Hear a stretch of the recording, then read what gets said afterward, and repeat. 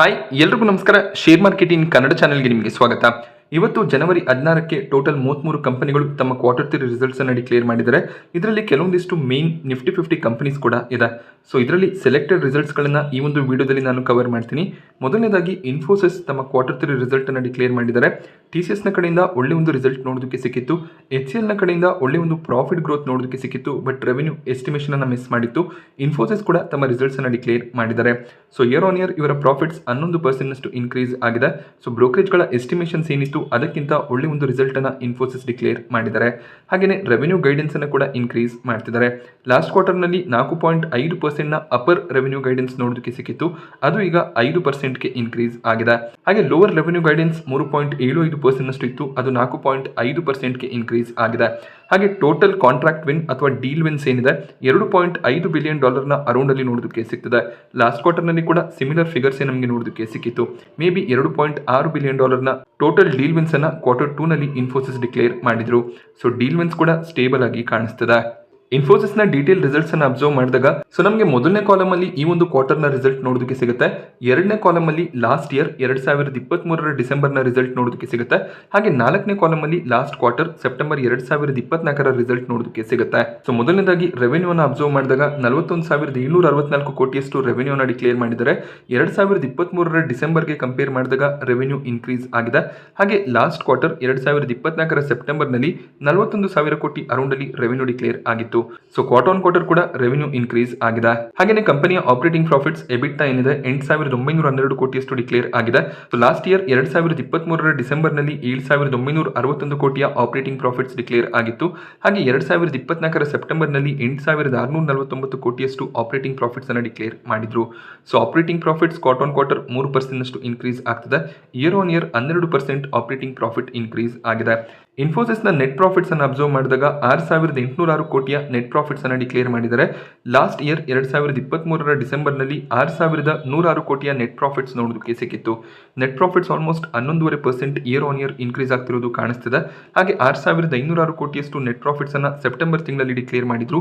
So quarter on quarter ಕೂಡ 4.5% profit growth ನೋಡೋದಕ್ಕೆ ಸಿಗ್ತದೆ. ಓವರ್ ಆಲ್ ಒಳ್ಳೆ ಒಂದು ರಿಸಲ್ಟ್ ಅನ್ನ ಇನ್ಫೋಸಿಸ್ ಈ ಒಂದು ಕ್ವಾರ್ಟರ್ ನಲ್ಲಿ ಡಿಕ್ಲೇರ್ ಮಾಡಿದ್ದಾರೆ. ಹಾಗೆ ಒಳ್ಳೆ ಒಂದು ಹೆಡ್ ಕೌಂಟ್ ಅಡಿಷನ್ ಕೂಡ ನೋಡೋದಕ್ಕೆ ಸಿಕ್ಕಿದೆ. ಅಂದ್ರೆ ಇವರ ಟೋಟಲ್ ಎಂಪ್ಲಾಯಿ ಕೌಂಟ್ ಈ ಒಂದು ಕ್ವಾರ್ಟರ್ ನಲ್ಲಿ ಇನ್ಕ್ರೀಸ್ ಆಗಿದೆ. ಸೊ ಡೀಲ್ ವಿನ್ಸ್ ಇನ್ನೂ ಸ್ವಲ್ಪ ಸ್ಟ್ರಾಂಗ್ ಆಗಿ ಇದ್ದಿದ್ರೆ ಇನ್ನಷ್ಟು ಪಾಸಿಟಿವ್ ಸೆಂಟಿಮೆಂಟ್ ಈ ಒಂದು ಸ್ಟಾಕ್ ನಲ್ಲಿ ಬರ್ತಿತ್ತು.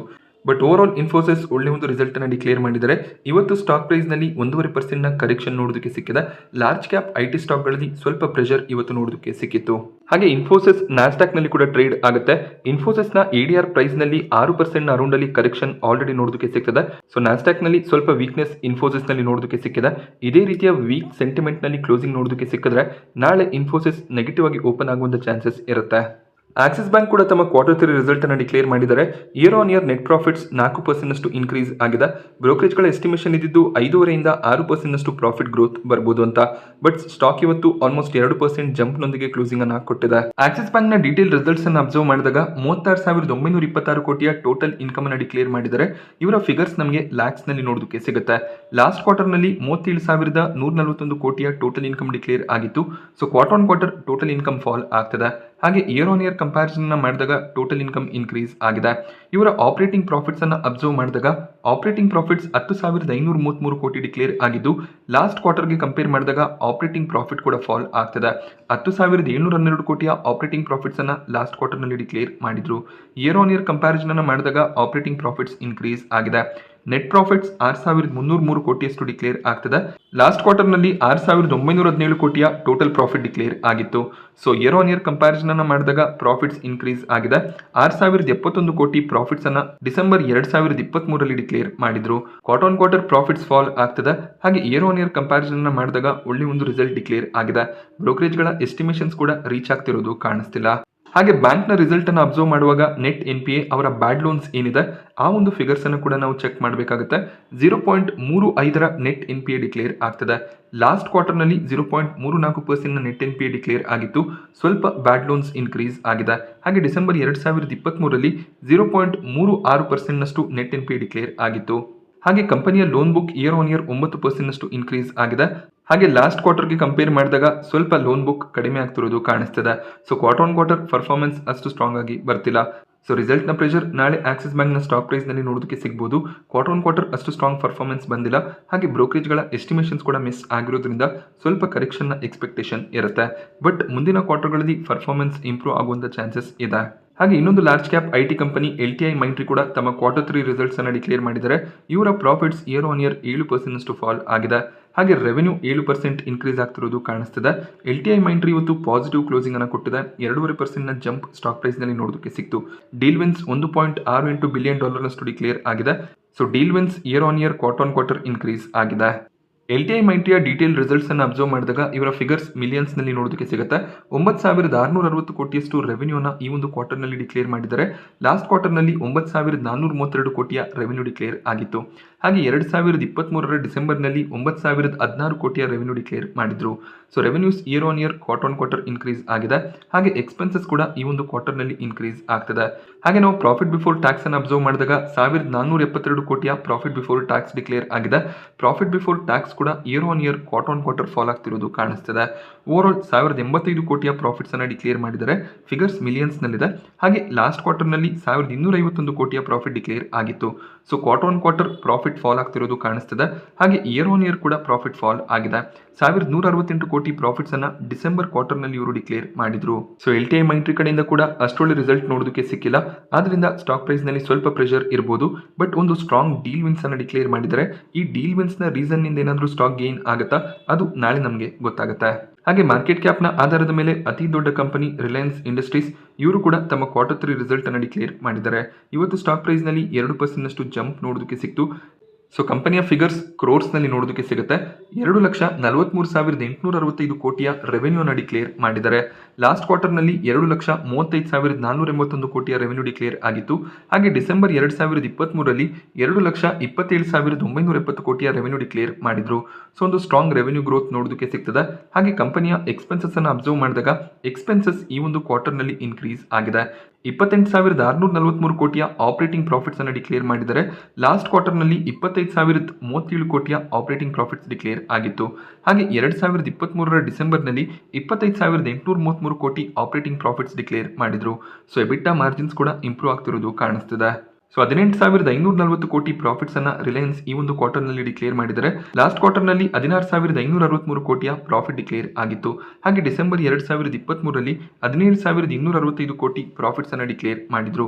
Year on year quarter on quarter profit ನಲ್ಲಿ ಒಳ್ಳೆ ಒಂದು ಜಂಪ್ ಇದೆ. ರಿಲಯನ್ಸ್ ಒಂದು ಕಾಂಗ್ಲೋಮರೇಟ್ ಬಿಸ್ನೆಸ್ ಆಗಿದ್ದು ಸೆಗ್ಮೆಂಟ್ ವೈಸ್ ರೆವೆನ್ಯೂಸ್ ಅನ್ನು ಕೂಡ ನಾವು ಚೆಕ್ ಮಾಡಬೇಕಾಗುತ್ತೆ. ಸೆಗ್ಮೆಂಟ್ ವೈಸ್ ನಾವು ಅಬ್ಸರ್ವ್ ಮಾಡಿದಾಗ oil to chemical business quarter on quarter ಸ್ವಲ್ಪ ರೆವೆನ್ಯೂ ಫಾಲ್ ಆಗಿದೆ. But year on year revenue ನಲ್ಲಿ ಜಂಪ್ ಕಾಣಿಸ್ತಿದೆ. ಅದೇ ರೀತಿಯಲ್ಲಿ ಆಯಿಲ್ ಅಂಡ್ ಗ್ಯಾಸ್ ಬಿಸ್ನೆಸ್ ಅನ್ನು ಅಬ್ಸರ್ವ್ ಮಾಡಿದಾಗ ಇಲ್ಲಿ ಇಯರ್ ಆನ್ ಇಯರ್ ಪ್ರೆಷರ್ ಇದೆ. ಬಟ್ ಕ್ವಾರ್ಟರ್ ಆನ್ ಕ್ವಾರ್ಟರ್ ಒಳ್ಳೆ ಒಂದು ಇಂಪ್ರೂವ್ಮೆಂಟ್ ನೋಡೋದಕ್ಕೆ ಸಿಗ್ತದೆ. ಬಟ್ ರಿಟೇಲ್ ಬಿಸ್ನೆಸ್ ಅನ್ನು ಅಬ್ಸರ್ವ್ ಮಾಡಿದಾಗ ರಿಟೇಲ್ ಬಿಸ್ನೆಸ್ ನಲ್ಲಿ year on year quarter on quarter ಒಳ್ಳೆ ಒಂದು ರೆವೆನ್ಯೂ ಜಂಪ್ ನಮಗೆ ನೋಡೋದಕ್ಕೆ ಸಿಗ್ತದೆ. ರಿಲಯನ್ಸ್ ರಿಟೇಲ್ ನ ಒಂದು ಸ್ಟ್ರಾಂಗ್ ಪ್ರಾಫಿಟ್ ಮತ್ತೆ ರೆವೆನ್ಯೂ ಗ್ರೋತ್ಗೆ ರೀಸನ್ ಇವರ ರಿಟೇಲ್ ಬಿಸ್ನೆಸ್ ಆಗಿರುತ್ತೆ. ಈ ಒಂದು ಬಿಸ್ನೆಸ್ ನಲ್ಲಿ ರೆವೆನ್ಯೂಸ್ ಸಾಕಷ್ಟು ಜಂಪ್ ಆಗಿದೆ. ಹಾಗೆ ಕಂಪನಿಯ ಡಿಜಿಟಲ್ ಸರ್ವಿಸಸ್ ಅಥವಾ ಜಿಯೋ ಏನಿದೆ ಆ ಒಂದು ಬಿಸ್ನೆಸ್ ನಲ್ಲಿ ಕೂಡ ಸ್ಟ್ರಾಂಗ್ ಗ್ರೋತ್ ಇದೆ. ಸೊ ಇಲ್ಲೂ ಕೂಡ ಒಂದು ಸ್ಟ್ರಾಂಗ್ ರೆವೆನ್ಯೂ ಗ್ರೋತ್ ನೋಡೋದಕ್ಕೆ ಸಿಗ್ತದೆ. ಇವರ ಮೀಡಿಯಾ ಬಿಸ್ನೆಸ್ ಆಗಿರ್ಬೋದು, ಎಂಟರ್ಟೈನ್ಮೆಂಟ್ ಇಂಡಸ್ಟ್ರಿ ಬಿಸ್ನೆಸ್ ಆಗಿರ್ಬೋದು, ಅದೆಲ್ಲ ಸೇರಿ 12,236 ಕೋಟಿಯ ರೆವೆನ್ಯೂ ಡಿಕ್ಲೇರ್ ಆಗಿದೆ. ಆ ಒಂದು ಸೆಗ್ಮೆಂಟ್ ನಲ್ಲಿ ಇಯರ್ ಆನ್ ಇಯರ್ ಸ್ವಲ್ಪ ಫಾಲ್ ಇದೆ. ಬಟ್ ಕ್ವಾರ್ಟರ್ ಆನ್ ಕ್ವಾರ್ಟರ್ ಒಳ್ಳೆ ಒಂದು ರೆವೆನ್ಯೂ ಗ್ರೋತ್ ಕಾಣಿಸ್ತಿದೆ. ಸೊ ಓವರ್ ಆಲ್ ಒಳ್ಳೆ ಒಂದು ಸ್ಟ್ರಾಂಗ್ ರಿಸಲ್ಟ್ ರಿಲಯನ್ಸ್ ನ ಕಡೆಯಿಂದ ಬಂದಿದೆ. ಬಟ್ ಸ್ಟಿಲ್ ಒಳ್ಳೆ ಒಂದು ರಿಸಲ್ಟ್ ಆಗಿ ಕನ್ಸಿಡರ್ ಆಗುತ್ತೆ. ನೋಡಬೇಕಾಗುತ್ತೆ ರಿಲಯನ್ಸ್ ಇಂಡಸ್ಟ್ರೀಸ್ ಈ ರಿಸಲ್ಟ್ ಗೆ ನಾಳೆ ಯಾವ ರೀತಿಯಲ್ಲಿ ರಿಯಾಕ್ಟ್ ಮಾಡುತ್ತೆ ಅಂತ. ಹ್ಯಾವೆಲ್ಸ್ ಇಂಡಿಯಾ ಕೂಡ ಇವತ್ತು ತಮ್ಮ Q3 ರಿಸಲ್ಟ್ ಅನ್ನು ಡಿಕ್ಲೇರ್ ಮಾಡಿದ್ರು. ಸ್ಟಾಕ್ ಪ್ರೈಸ್ ನಲ್ಲಿ 2.5% ನ ಜಂಪ್ ನೋಡೋದಕ್ಕೆ ಸಿಗ್ತದೆ. ಹ್ಯಾವೆಲ್ಸ್ ಇಂಡಿಯಾದ ಟೋಟಲ್ ರೆವೆನ್ಯೂ ಅನ್ನು ಅಬ್ಸರ್ವ್ ಮಾಡಿದಾಗ 4,888 ಕೋಟಿಯ ರೆವೆನ್ಯೂ ಅನ್ನು ಡಿಕ್ಲೇರ್ ಮಾಡಿದರೆ revenues year on year quarter on quarter increase ಆಗ್ತದೆ. ಹಾಗೆ ಕಂಪನಿಯ ಎಕ್ಸ್ಪೆನ್ಸಸ್ ಕೂಡ ಈ ಒಂದು ಕ್ವಾರ್ಟರ್ ನಲ್ಲಿ ಇನ್ಕ್ರೀಸ್ ಆಗಿದೆ. 377 ಕೋಟಿಯ ಟೋಟಲ್ ಆಪರೇಟಿಂಗ್ ಪ್ರಾಫಿಟ್ಸ್ ಅನ್ನು ಡಿಕ್ಲೇರ್ ಮಾಡಿದರೆ 363 ಕೋಟಿಯ ಆಪರೇಟಿಂಗ್ ಪ್ರಾಫಿಟ್ಸ್ ಲಾಸ್ಟ್ ಕ್ವಾರ್ಟರ್ ನಲ್ಲಿ ಡಿಕ್ಲೇರ್ ಆಗಿತ್ತು. ಹಾಗೆ 2023 ಡಿಸೆಂಬರ್ ನಲ್ಲಿ 390 ಕೋಟಿ ಆಪರೇಟಿಂಗ್ ಪ್ರಾಫಿಟ್ಸ್ ಅನ್ನು ಡಿಕ್ಲೇರ್ ಮಾಡಿದ್ರು. So year on year operating profits fall ಆಗ್ತದೆ. ಹಾಗೆ ಕಂಪನಿ ಈ ಕ್ವಾರ್ಟರ್ ನಲ್ಲಿ 278 ಕೋಟಿ ಪ್ರಾಫಿಟ್ಸ್ ಅನ್ನು ಡಿಕ್ಲೇರ್ ಮಾಡಿದರೆ ಲಾಸ್ಟ್ ಕ್ವಾರ್ಟರ್ ನಲ್ಲಿ 268 ಕೋಟಿಯ ಪ್ರಾಫಿಟ್ ಡಿಕ್ಲೇರ್ ಆಗಿತ್ತು. ಹಾಗೆಯೇ 2023 ಡಿಸೆಂಬರ್ ನಲ್ಲಿ 288 ಕೋಟಿ ಪ್ರಾಫಿಟ್ಸ್ ಅನ್ನು ಡಿಕ್ಲೇರ್ ಮಾಡಿದ್ರು. So year on year profits ಸ್ವಲ್ಪ ಫಾಲ್ ಆಗಿದೆ. ಕ್ವಾರ್ಟರ್ ಆನ್ ಕ್ವಾರ್ಟರ್ ಸ್ವಲ್ಪ ಪ್ರಾಫಿಟ್ ಇನ್ಕ್ರೀಸ್ ಆಗಿದೆ. ಸೊ ಕ್ವಾರ್ಟರ್ ಆನ್ ಕ್ವಾರ್ಟರ್ ಒಳ್ಳೆ ಒಂದು ರಿಸಲ್ಟ್ ಬಂದಿದೆ. ಇಯರ್ ಆನ್ ಇಯರ್ ಸ್ವಲ್ಪ ಪ್ರೆಷರ್ ಕಾಣಿಸ್ತಿದೆ. ಹಾಗೆ ಕಂಪನಿ ಡಿವಿಡೆಂಡ್ ಅನ್ನು ಕೂಡ ಅನೌನ್ಸ್ ಮಾಡಿದ್ದಾರೆ. 4 ರೂಪಾಯಿಯ ಡಿವಿಡೆಂಡ್ ಅನೌನ್ಸ್ ಆಗಿದೆ. ಈ ಒಂದು ಡಿವಿಡೆಂಡ್ಗೆ ರೆಕಾರ್ಡ್ ಡೇಟ್ ಜನವರಿ 22 ಆಗಿರುತ್ತೆ. ಸೊ ರೆಕಾರ್ಡ್ ಡೇಟ್ ವರೆಗೂ ನೀವು ಶೇರ್ಸ್ಗಳನ್ನ ಹೋಲ್ಡ್ ಮಾಡ್ಕೊಂಡ್ರೆ ಡಿವಿಡೆಂಡ್ 14 ಫೆಬ್ರವರಿಗೆ ನಿಮ್ಮ ಅಕೌಂಟ್ ನಲ್ಲಿ ಕ್ರೆಡಿಟ್ ಆಗುತ್ತೆ. ಸೊ ಹ್ಯಾವೆಲ್ಸ್ ಇಂಡಿಯಾದ ಬಿಸ್ನೆಸ್ ಮಾಡೆಲ್ ಸ್ಟ್ರಾಂಗ್ ಆಗಿದೆ. ಇಯರ್ ಆನ್ ಇಯರ್ ಸ್ವಲ್ಪ ಪ್ರಾಫಿಟ್ ಫಾಲ್ ಆಗಿರ್ಬೋದು, ಬಟ್ ಸ್ಟಿಲ್ ಒಳ್ಳೆ ಒಂದು ರಿಸಲ್ಟ್ ಆಗಿ ಕನ್ಸಿಡರ್ ಆಗುತ್ತೆ. ವಾರಿ ರಿನ್ಯೂವೇಬಲ್ ಟೆಕ್ನಾಲಜೀಸ್ ಲಿಮಿಟೆಡ್ ತಮ್ಮ ರಿಸಲ್ಟ್ ಅನ್ನು ಇವತ್ತು ಡಿಕ್ಲೇರ್ ಮಾಡಿದ್ದಾರೆ. ಸ್ಟಾಕ್ ಪ್ರೈಸ್ ನಲ್ಲಿ 6% ಕರೆಕ್ಷನ್ ನೋಡೋದಕ್ಕೆ ಸಿಕ್ತು. ಮಾರ್ಕೆಟ್ ಅವರ್ಸ್ ನಲ್ಲಿ ರಿಸಲ್ಟ್ ಬಂದಿದ್ದರಿಂದ ಆಲ್ರೆಡಿ ನಮಗೆ ರಿಯಾಕ್ಷನ್ ಕೂಡ ನೋಡೋದಕ್ಕೆ ಸಿಕ್ಕಿದೆ. ಸೊ ಕಂಪನಿಯ ಫಿಗರ್ಸ್ ಲ್ಯಾಕ್ಸ್ ನಲ್ಲಿ ನೋಡೋದಕ್ಕೆ ಸಿಗುತ್ತೆ. 360 ಕೋಟಿಯಷ್ಟು ರೆವೆನ್ಯೂನ ಈ ಒಂದು ಕ್ವಾರ್ಟರ್ ನಲ್ಲಿ ಡಿಕ್ಲೇರ್ ಮಾಡಿದ್ದಾರೆ. ಲಾಸ್ಟ್ ಕ್ವಾರ್ಟರ್ ನಲ್ಲಿ 524 ಕೋಟಿಯ ರೆವೆನ್ಯೂ ಡಿಕ್ಲೇರ್ ಆಗಿತ್ತು. So quarter on quarter revenue fall ಆಗಿದೆ. ಇಯರ್ ಆನ್ ಇಯರ್ ಕಂಪ್ಯಾರಿಸನ್ ಮಾಡಿದಾಗ ರೆವೆನ್ಯೂ ಸ್ವಲ್ಪ ಇನ್ಕ್ರೀಸ್ ಆಗಿದೆ. ಹಾಗೆ ಎಕ್ಸ್ಪೆನ್ಸಸ್ ಈ ಒಂದು ಕ್ವಾರ್ಟರ್ ನಲ್ಲಿ ಲಾಸ್ಟ್ ಕ್ವಾರ್ಟರ್ಗೆ ಕಂಪೇರ್ ಮಾಡಿದಾಗ ಸ್ವಲ್ಪ ಕಡಿಮೆ ಆಗಿದೆ. ಇಯರ್ ಆನ್ ಇಯರ್ ಎಕ್ಸ್ಪೆನ್ಸಸ್ ಸ್ವಲ್ಪ ಇನ್ಕ್ರೀಸ್ ಆಗ್ತಿದೆ. 53 ಕೋಟಿಯ ಪ್ರಾಫಿಟ್ಸ್ ಅನ್ನ ಕಂಪನಿ ಈ ಒಂದು ಕ್ವಾರ್ಟರ್ ನಲ್ಲಿ ಡಿಕ್ಲೇರ್ ಮಾಡಿದ್ದಾರೆ. ಲಾಸ್ಟ್ ಕ್ವಾರ್ಟರ್ ನಲ್ಲಿ ಕೂಡ 53 ಕೋಟಿಯ ಪ್ರಾಫಿಟ್ ಡಿಕ್ಲೇರ್ ಆಗಿತ್ತು. 2023 ಡಿಸೆಂಬರ್ ನಲ್ಲಿ 64 ಕೋಟಿ ಪ್ರಾಫಿಟ್ಸ್ ಅನ್ನ ಡಿಕ್ಲೇರ್ ಮಾಡಿದ್ರು. So year on year profit fall ಆಗಿದೆ. Quarter on quarter flat result ಬಂದಿದೆ. ಬಟ್ ಆಲ್ರೆಡಿ ಸ್ಟಾಕ್ ಈ ಒಂದು ರಿಸಲ್ಟ್ಗೆ ರಿಯಾಕ್ಟ್ ಕೂಡ ಮಾಡಿದೆ. ನಾಳೆ ಕೂಡ ಸ್ವಲ್ಪ ರಿಯಾಕ್ಷನ್ ನೋಡೋದಕ್ಕೆ ಸಿಗ್ಬೋದು. ಇವರು ಕೂಡ ಡಿವಿಡೆಂಡ್ ಅನ್ನು ಅನೌನ್ಸ್ ಮಾಡಿದ್ದಾರೆ. 1 ರೂಪಾಯಿಯ ಡಿವಿಡೆಂಡ್ ಅನೌನ್ಸ್ ಆಗಿದೆ.